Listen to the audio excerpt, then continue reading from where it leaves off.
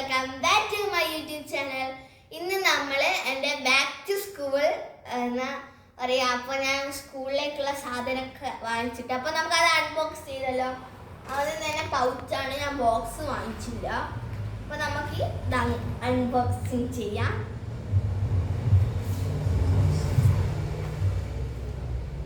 ഇതാണ് എൻ്റെ പൗച്ച്. ഇതിൽ എനിക്ക് ബസ്സിന് പോലുള്ള ചില്ലറ പൈസ കിട്ടും.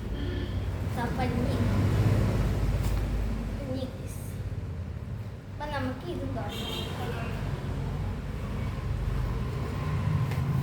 എനിക്ക് പൈസയൊക്കെ ഇടാം, ചില്ലറ പൈസ.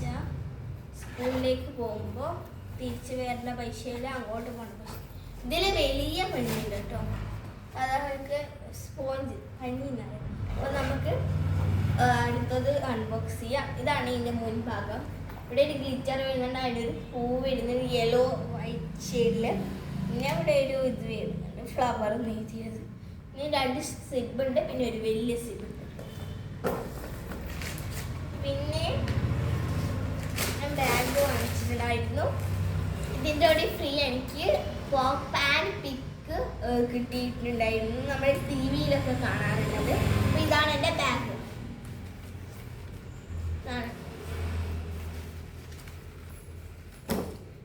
പൊതി സാധാരണ പൊതിയാണ് വാങ്ങിച്ചത്. കഴിഞ്ഞാലെല്ലാം ഓരോരോ പൊതി വാങ്ങിച്ചിട്ട് സ്റ്റിക്കർ ഒട്ടില്ല. സ്റ്റിക്കർ വാങ്ങിച്ചിട്ടില്ല, സ്റ്റിക്കർ ഇവിടെ കുറേ ഉണ്ടാവും.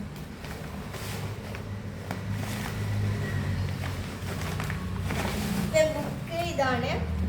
ഒന്ന് KBC പ്രീമിയം ആണ്. ഇത് വരയാത്ത നോട്ടാണ്, അല്ല വരഞ്ഞ നോട്ടാണ്. ഇതും KBC പ്രീമിയം തന്നെയാണ്, ഇതും വരഞ്ഞത് തന്നെയാണ്. ഒക്കെ വരഞ്ഞത്. പിന്നെ ഒന്ന് വരയാത്തതും ഉണ്ട്.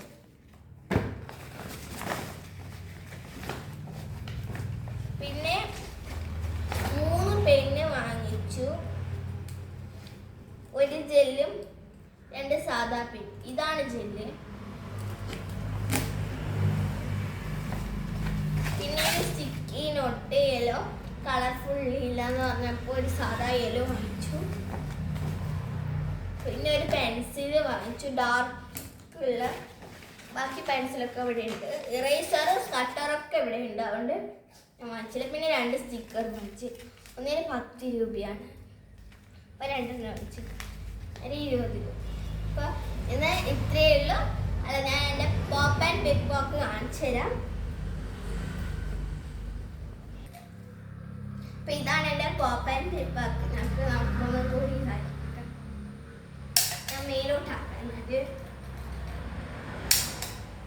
ഇതാണ് എൻ്റെ പോപ്പ് ആൻഡ് പിക്ക്.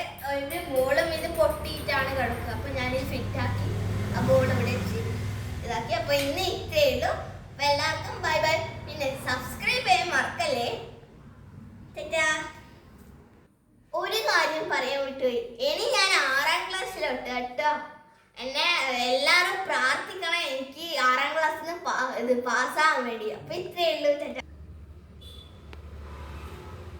നല്ലോണം പഠിക്കാൻ വേണ്ടി നിങ്ങൾ പ്രാർത്ഥിക്കും എന്നെ.